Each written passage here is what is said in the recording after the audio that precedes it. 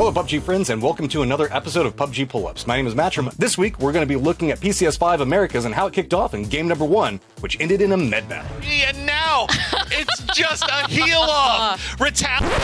Just kidding, guys. There's not a lot to break down inside of this, but it did get me thinking about how teams use terrain to their advantage. So what we're going to do is we're going to look at 3 different examples of how PUBG teams use terrain to get the victory. And so to kick everything off, we're going to be looking at the second game of week 1, where Soniqs took a hilltop victory. You can see that SSG and Soniqs are caught up, just 2 teams against each other at the top of this hill.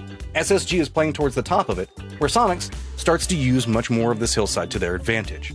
Using the verticality of the hill peak has merits, but also controlling the low ground provides new firing angles. If you look to the west, there's a little bit more of the hillside that curves back up, and we're going to see that Matrym moves into a new firing position to add in a second firing angle that they can now use. While this is going on, Tiggleton then uses the south slope to retreat back down next to the vehicles. This provides a third firing angle. With the harassment now coming out from Matrym and the other 2 members from Soniqs using a little bit of a hillside dip to their advantage, that means the fact that SSG is now having to play on the southern side of the hill where Tiggleton is positioned at. As Space Station Gaming advances, that now opens up Shrimzy in that primary firing position at the top of the hill to begin to unload and get a knock, which Tiggleton quickly follows up, and now Soniqs have a 2v4 advantage and walk in to finish the fight and take the round victory.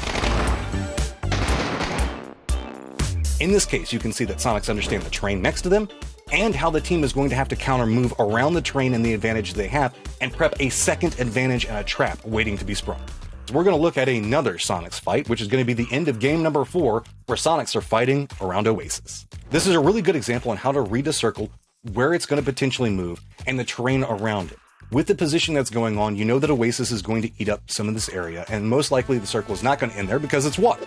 At around circle 6, Soniqs already realize that they don't want to rest on their laurels and instead begin to move out, take more control of the area around them so that way nobody can approach. You want to have as many different angles that you can to defend from any approaches.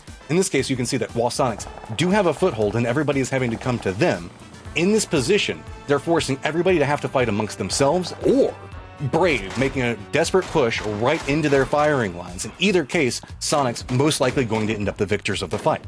Now that that's completed, they have complete control over the circle and begin moving out to even more advantages. And the team now has to run out to the blue because they don't want to surrender any more points, allowing Soniqs to get the victory. And don't worry, TSM fans, I didn't forget about you. Let's take a quick look at the end of game number 7. Black Tigers, Adapt, Gas Cans, and TSM FTX all have their own set of buildings.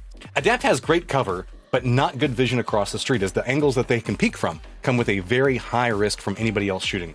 Closest to Adapt, we have Gas Cans, who have a very different terrain. They've got a set of wreckage cars that's all around them, and a little bit of building that they can play from. But the issue is, they really can't easily move.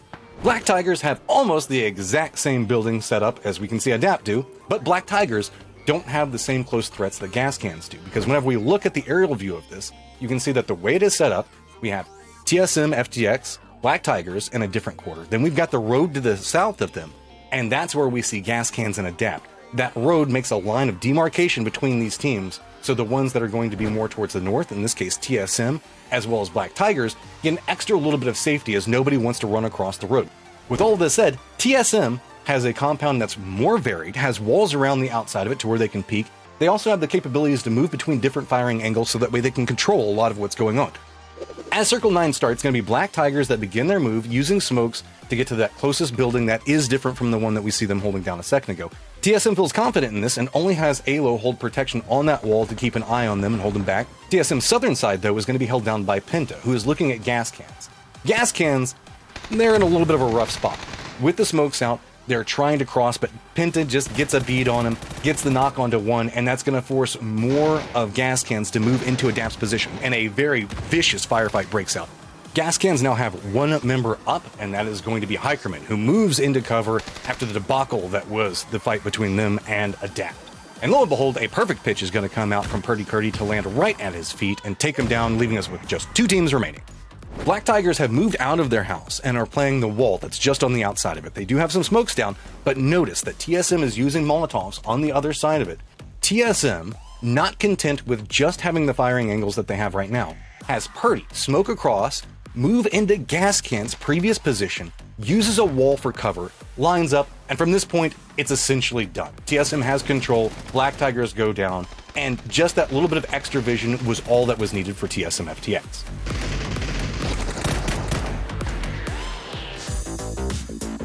Well, thanks for watching, everybody. I hope you enjoyed this deeper look into the macro of PUBG because it is so important in this present meta. Give you an idea on what's happening in the in-game circle specifically. Be sure you tune into all the PUBG PCS5 action, figure out who's going to be making it over to PGC. Till then, I'll see you on the next episode of PUBG Pull-Ups.